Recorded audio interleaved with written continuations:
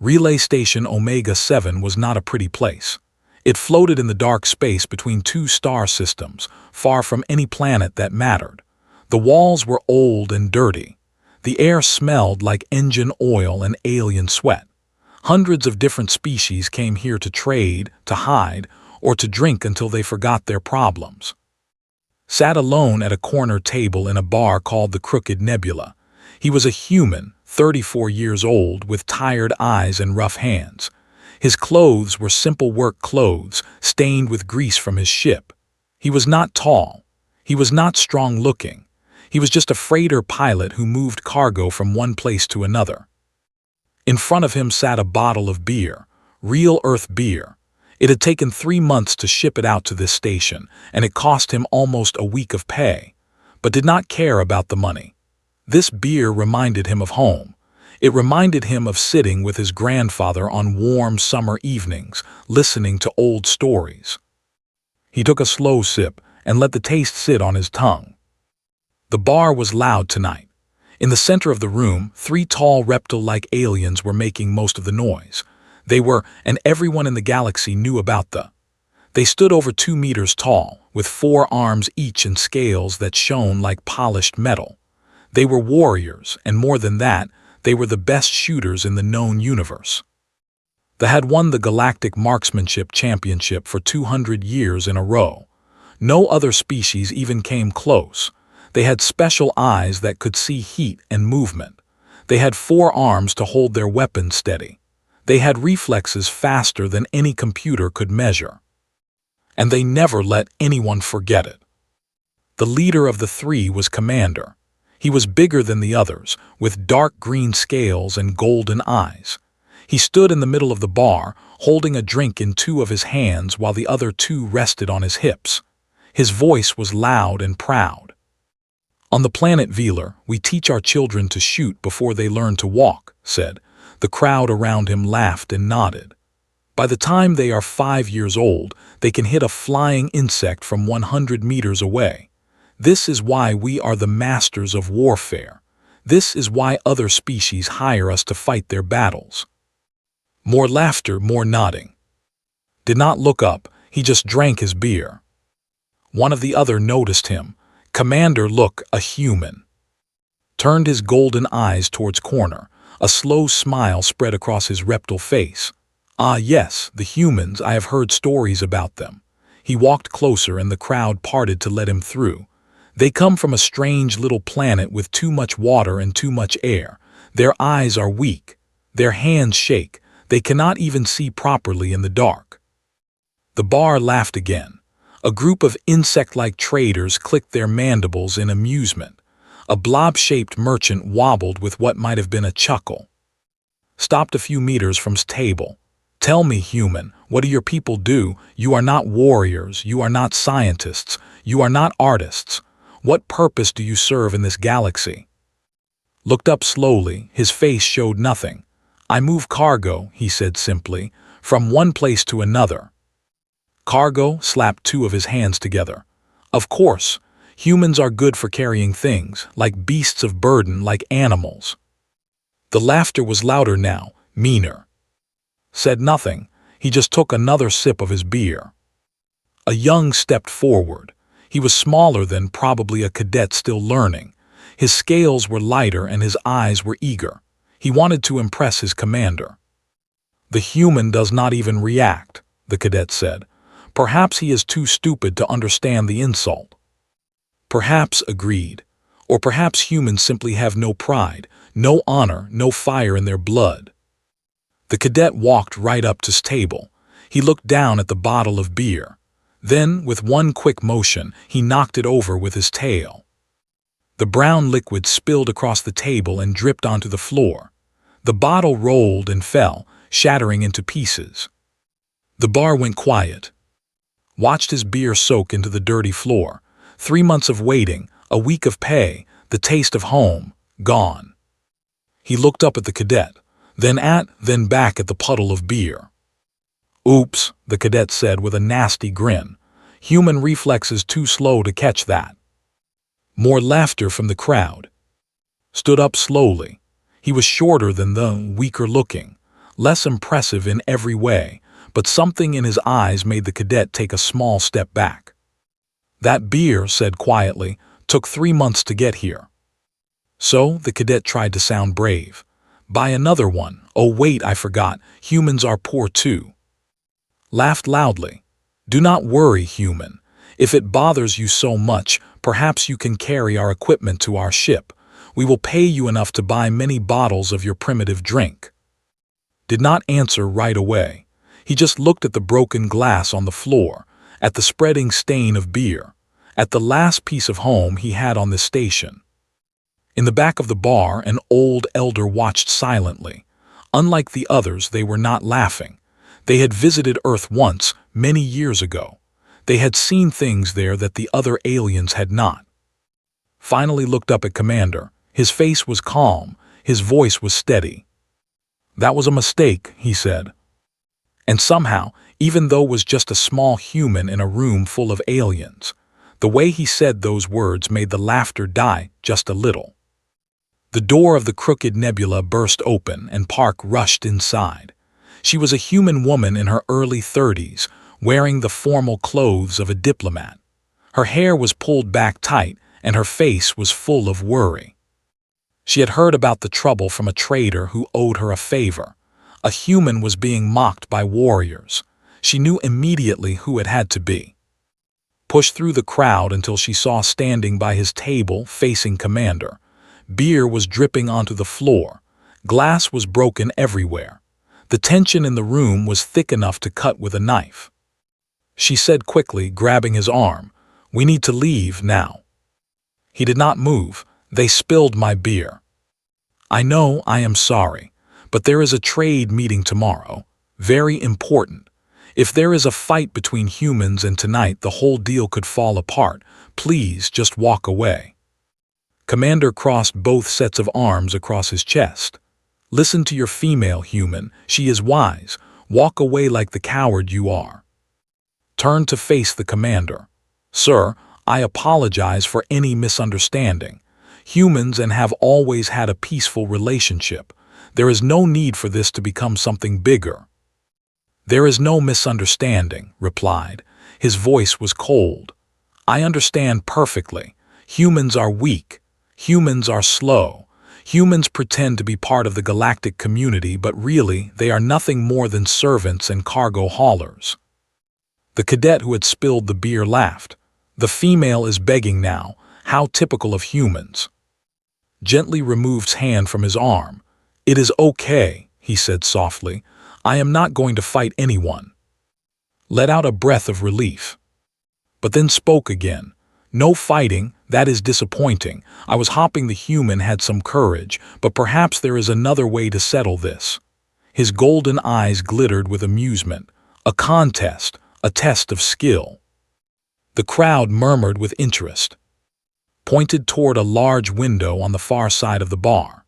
Through it, they could see the station's recreational deck, including a shooting range that glowed with holographic targets. "Marksmanship," continued. "The truest test of a species' worth. If you can beat me in a shooting match, human, I will replace your beer. 10 bottles, 20 bottles, as many as you want." Looked at the shooting range, then back at. "And if I lose?" Grinned, showing rows of sharp teeth. "If you lose, you will carry our equipment to our ship, all of it, on your knees, in front of everyone on this station, so that the whole galaxy can see what humans truly are." The bar erupted in excited chatter. A shooting match between a commander and a human freighter pilot. This would be a story to tell for years. Everyone knew how it would end, of course. The human would be humiliated, but it would be entertaining to watch. Grabbed again. "You cannot do this," she whispered urgently. "They have won every shooting competition for 200 years. Their eyes can see in infrared. Their forearms give them perfect stability. And you, when was the last time you even held a weapon?" Thought about the question. "Last month, there were space rats on my ship. I had to get rid of them." "Space rats are not warriors." "No," agreed. "Space rats are faster." Stared at him. She had known since they were children growing up in the same small town in Korea. He had always been quiet, calm, never one to show off or start trouble, but she also remembered something else, something from long ago. She remembered his grandfather, the old man who had survived a terrible war, the old man who had taught young to shoot in the mountains behind their town, the old man who had said, "A bullet does not care who fires it, rich or poor, strong or weak. What matters is patience. What matters is understanding." She said slowly, "Are you sure about this?" He looked at her. For a moment she saw something in his eyes, something old and steady, something that had been passed down through generations. "Order me another beer," he said. "I will be back soon." He walked toward the door without waiting for an answer. The crowd parted for him, whispering and laughing, a human challenging to a shooting match. It was like a fish challenging a bird to a flying contest, stupid, impossible, entertaining. But as past the back of the bar, the old elder oozed forward to block his path. There were strange creatures, like living puddles that could think and speak. This one was ancient, with a surface that rippled with age. "Human," the gurgled, "I have been to your planet many years ago. I saw your people in the wild places, the mountains, the forests. I saw how they hunt." Stopped and, "You're kind. You do not hunt like other species. You do not chase. You do not trap. You watch. You wait. You follow your prey for days and days until it cannot run anymore. And then," the quivered, which was their way of showing deep thought, "are you one of those hunters, human?" Was silent for a long moment. "My grandfather taught me to shoot," he finally said. "He survived things that would break most people. He told me that shooting is not about being fast or strong. It is about being patient, about understanding where your target will be before it gets there." The quivered again. "Then I will watch this contest. I think it will be educational." Nodded and continued toward the door. Behind him stood frozen. She was remembering more now, remembering summer days in the mountains, remembering the old rifle that's grandfather kept wrapped in cloth, remembering the sound of a single shot echoing through the valley and a target falling a kilometer away. She looked at Commander, who was already celebrating his victory with his warriors. Maybe, she thought, this would not end the way everyone expected. The shooting range on Relay Station Omega-7 was the most advanced in 3 star systems. Holographic projectors could create any target, any environment, any challenge. The walls were lined with screens that showed every shot in perfect detail. Wealthy travelers and professional soldiers came from far away just to practice here. Tonight, the observation gallery was packed. Word had spread fast. A human freighter pilot had challenged a commander to a shooting match. Everyone wanted to see the slaughter. The station's chief of security stood at the control panel. She was a human woman in her 40s, born in Korea but raised in space. Her job was to keep order on Omega-7, and right now, she was not happy about this situation. "This is a bad idea," she muttered to herself as she powered up the range. The crowd pushed against the safety barriers. Traders clicked excitedly. Merchants wobbled with anticipation. A group of furry miners had bet 3 months of wages on the. Nobody had bet on the human. Commander entered first. He walked like a king, his 4 arms spread wide, his golden eyes scanning the crowd. His 2 cadets followed behind, carrying a long silver case. The case opened to reveal his weapon. It was a plasma rifle, sleek and beautiful, covered in glowing lines of energy. A small computer was built into the side, capable of calculating distance, wind, movement, and 100 other factors in less than a second. The targeting system could track a flying insect across a kilometer of open space. Lifted the weapon and showed it to the crowd. They cheered. "This rifle," he announced, "was crafted by the finest weapon makers on Velar. It fires plasma bolts at near light speed. The targeting computer has never been wrong. With this weapon, I have killed enemies on 12 different worlds." More cheering, more applause. Then walked in. He looked small in the large arena. His work clothes were dirty compared to polished armor. He carried a battered leather case that looked older than most of the aliens in the room. The crowd went quiet, then started laughing. "What is that?" someone shouted. "Did he bring his lunch?" Set the case on a table and opened it slowly.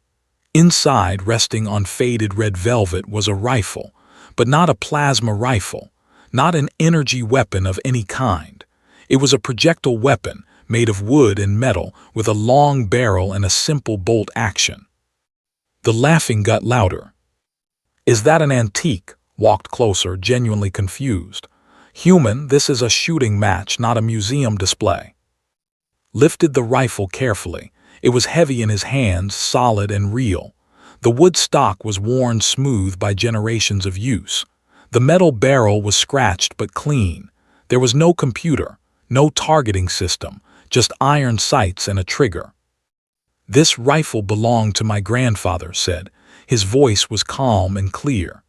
"Before that, it belonged to his father. It was made over 200 years ago on Earth." 200 years.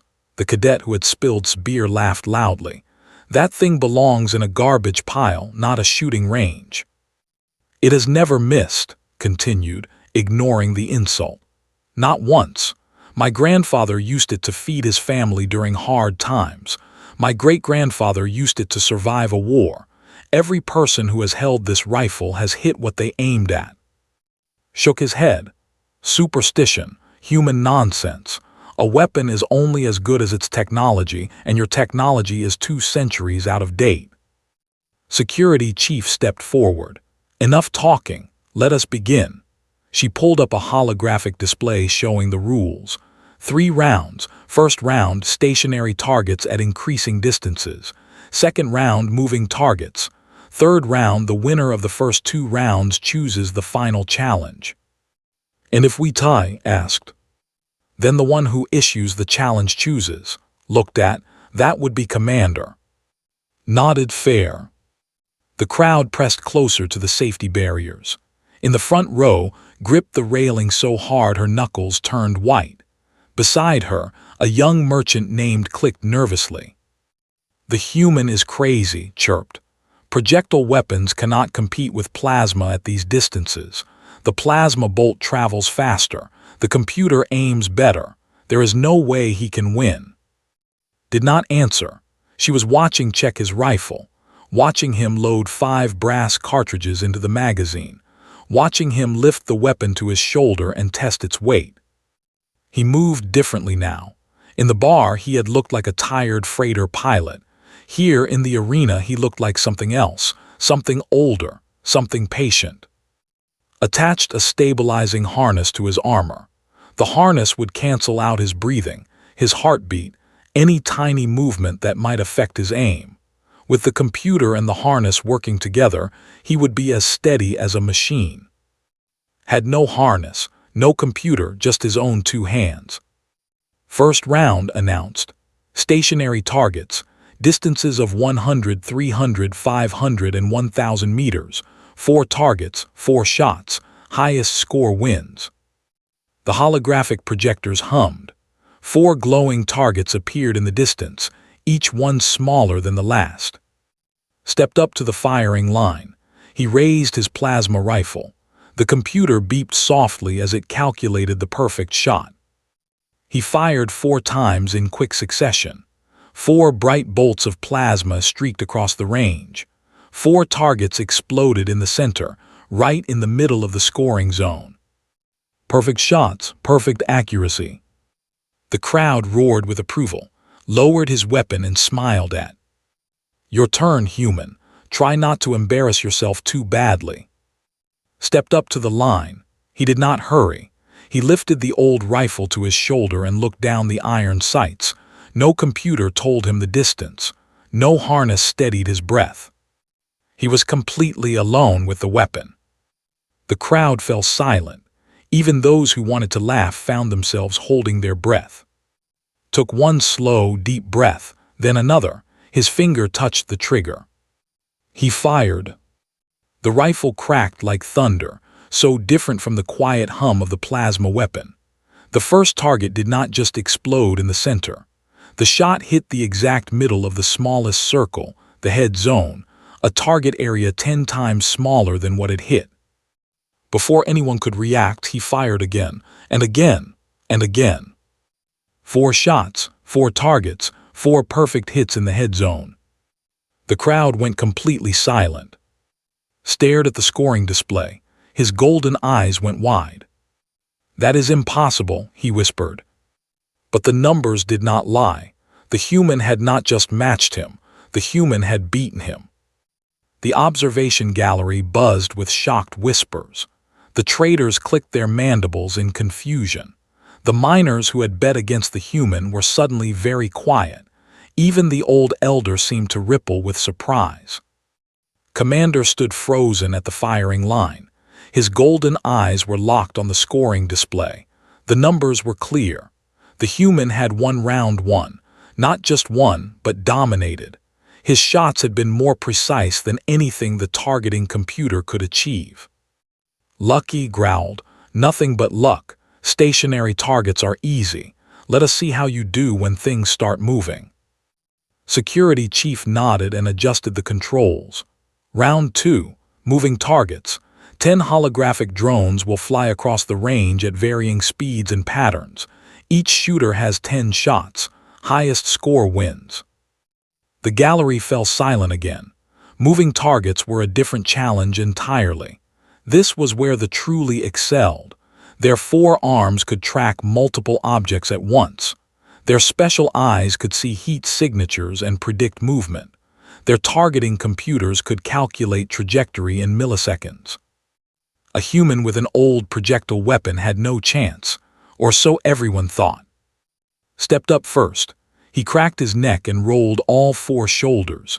His cadets handed him a fresh power cell for the plasma rifle. The weapon hummed with energy. "Begin," announced. 10 holographic drones launched from hidden ports in the walls. They moved fast, zigzagging across the range in unpredictable patterns. Some went high, some went low, some changed direction mid-flight. Tracked them with all 4 eyes. His targeting computer beeped rapidly, feeding him data. He fired in quick bursts, his plasma rifle spitting bolts of blue energy. 8 hits, 2 misses. The crowd applauded politely. It was a good score, not perfect but very good. The 2 misses were on drones that had changed direction at the exact moment he fired. Lowered his weapon and smiled. 80% accuracy on moving targets. The galactic average for professionals is 60%. Let us see if the human can even hit one. Stepped up to the line. He held the old rifle loosely, almost casually. He did not seem nervous. He did not seem excited. He just stood there, watching the empty range. "Begin," said. The drones launched. Did not fire. The crowd murmured. The drones were already halfway across the range. Why was he not shooting? Had he given up? Had he realized the impossibility of the task? Laughed. The human is frozen with fear. He knows he cannot. Fired. The crack of the rifle was like thunder. 1 drone exploded. He fired again. Another drone fell. But the crowd gasped when they realized what was happening. He was not just hitting the drones. He was hitting drones that were behind other drones. His bullets were passing through tiny gaps in the formation, gaps that existed for only a fraction of a second. He worked the bolt action smoothly, ejecting a spent cartridge and loading a new round in one fluid motion. His grandfather had taught him this rhythm. Load, aim, breathe, fire. Load, aim, breathe, fire. 5 shots, 5 hits, all head zone. The remaining 5 drones swarmed at the far end of the range, moving in a tight cluster. It seemed impossible to hit any single one without the others blocking the shot. Paused. He took a small metal flask from his pocket and took a sip. Water. He had learned long ago that staying calm was more important than staying fast. Then he fired 5 more times in 4 seconds. 5 drones fell. 10 shots, 10 hits, all in the head zone. 100% accuracy. The scoring display updated. The numbers glowed in the dim arena. Even, who had seen many things in her years as security chief, looked shocked. The crowd did not cheer. They did not know how to react. What they had just witnessed was supposed to be impossible. A human with a 200-year-old projectile weapon had outshot a commander with the most advanced plasma rifle in the galaxy. Scales had gone pale. His 4 hands trembled slightly. "How?" he demanded. "There is no computer that could calculate those trajectories, no eye that could see those gaps." Ejected his spent cartridges. They fell to the floor with soft metallic sounds. "I do not need a computer," he said simply. "I just need to know where the target is going to be." "That is impossible. The drones move randomly." "Nothing is random." Began reloading his rifle with fresh rounds. "Everything follows patterns. The drones are programmed to avoid collision, so they move away from each other at predictable angles. The holographic projectors have a slight delay when changing direction. If you watch carefully, you can see where each drone will be half a second before it gets there." Stared at him, you could see all that in real time while shooting. "My grandfather called it reading the wind." Finished loading and closed the bolt. On Earth, hunters had to account for wind, gravity, temperature, and the movement of their prey. We learned to see patterns in chaos. It is how our species survived. The old elder oozed forward from the crowd. "Persistence hunters," they gurgled. "I told you, Commander. Humans do not chase their prey, they read it, they understand it, they predict where it will go before it goes there. This is how they hunted on their planet for thousands of years, not with speed, not with strength, with patience and understanding." Turned to face. His earlier confidence was gone. In its place was something new, something like fear. "Round 3, he said. "I choose the challenge." Nodded. "As the loser of round 2, that is your right. What will it be?" Thought for a long moment. He needed something that no human could possibly do, something that relied purely on reflexes and instinct, something that would expose the human as the fraud he must be. "Blind shooting," finally said. "The shooter will be blindfolded for 3 seconds. When the blindfold is removed, a target will appear in a random location. The shooter has 1 second to find it and fire. 3 targets. Best score wins." The crowd murmured. Blind shooting was a legendary test.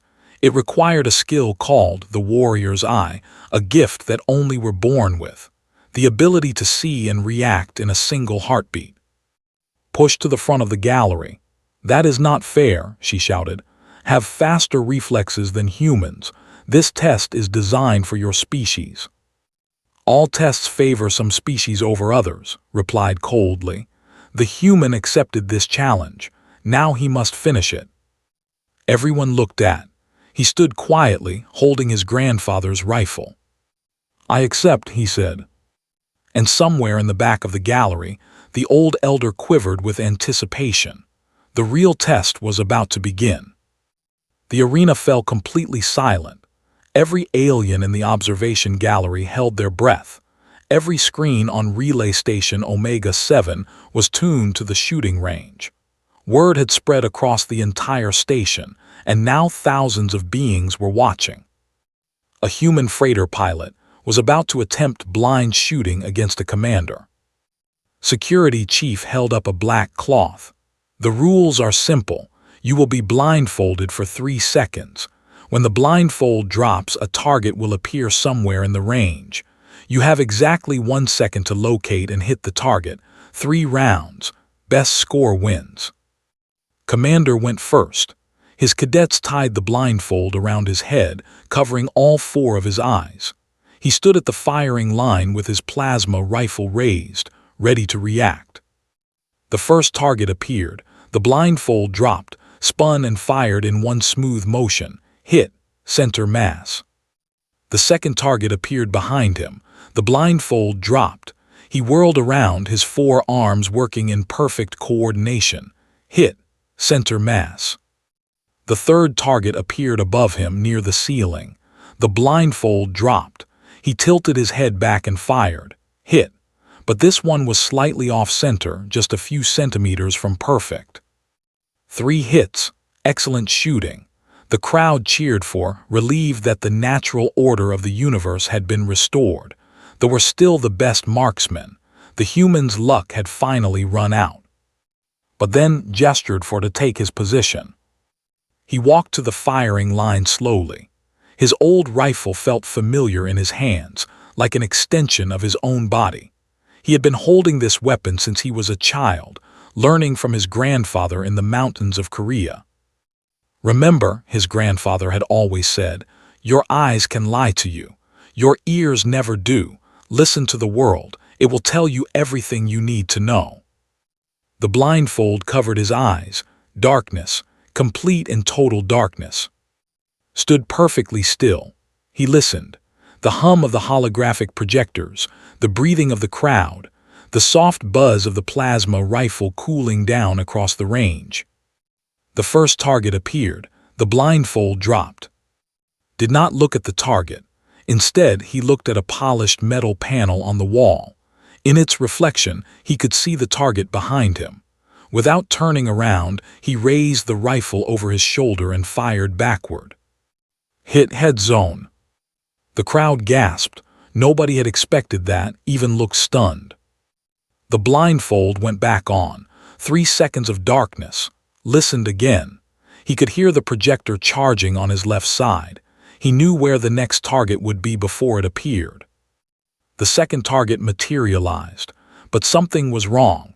It was moving erratically, jumping from place to place instead of staying still. In the gallery, noticed something. The cadets were holding a small device, pressing buttons. They were controlling the target, making it jump randomly. They were cheating. Stop, she shouted. They are interfering with. But did not wait. His eyes tracked the jumping target. He listened to the rhythm of the holographic projector. Even random movement had patterns. The projector needed half a second to reset between jumps. He counted in his head, 1, 2, 3. He fired at empty space. The target jumped directly into the path of his bullet. Hit head zone. The crowd went wild. Even the beings who had bet against him were cheering now. This was something they had never seen before. This was beyond skill. This was beyond luck. This was something else entirely. Grabbed the remote from his cadets and crushed it in his fist. Enough tricks, he growled. Let the final round be fair.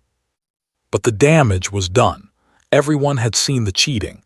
Everyone had seen the human overcome it anyway. The blindfold went on for the final time. Stood in darkness, his grandfather's rifle held loosely at his side. He thought about the old man who had first put this weapon in his hands. The stories he had told about surviving war, about hunting in the mountains, about the patience required to take a life, and the respect required to honor it. Shooting is not about killing, his grandfather had said. It is about understanding, understanding yourself, understanding your weapon, understanding your target. When you truly understand all three, you cannot miss. The blindfold dropped. The target appeared, then disappeared, then reappeared in a completely different location. Had programmed the final target himself. It would teleport 3 times in 1 second. Impossible to track, impossible to predict. Did not move. His 1 second was ticking away. The crowd held their breath. At 0.9 seconds, the target teleported for the 3rd time. At 0.95 seconds, raised his rifle. At 0.99 seconds, he fired at a spot where there was no target. At 1.0 seconds, the target teleported directly into the bullet's path. Hit head zone. The arena exploded with noise. Aliens of every species were screaming, cheering, stomping their feet and tentacles and whatever else they had. The scoreboard showed the final results. Had won every round. 3 perfect headshots against a challenge designed to be impossible. Commander dropped his plasma rifle. It clattered on the floor.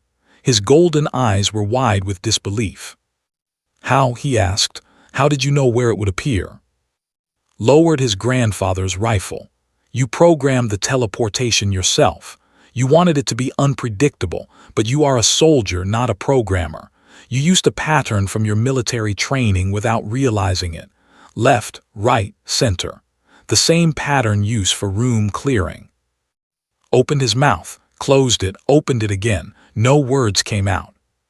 "Humans have been dealing with people who cheat for thousands of years," continued. "We are good at spotting patterns. It is how we survive." He walked past the stunned commander and headed for the exit. The crowd parted for him like water around a stone. Caught up to him in the hallway. "Wait." He stopped but did not turn around. "Why did you not tell me?" she asked. "All these years I thought you were just a freighter pilot. I did not know you could do that." Finally turned.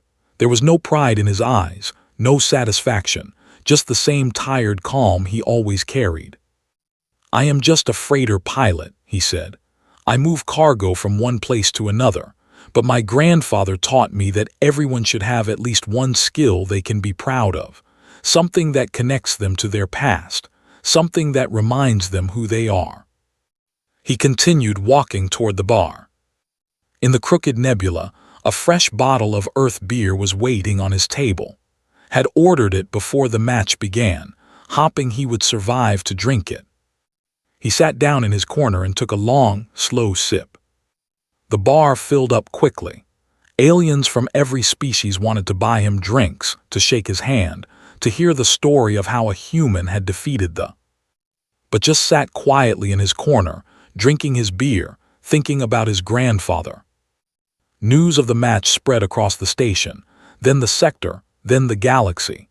Within a week, the phrase "shooting like a human" had become popular slang for impossible accuracy. The Never challenged another human to a shooting match. And whenever docked his freighter at a new station, the bartenders always made sure to have Earth beer ready. Nobody ever spilled his drink again.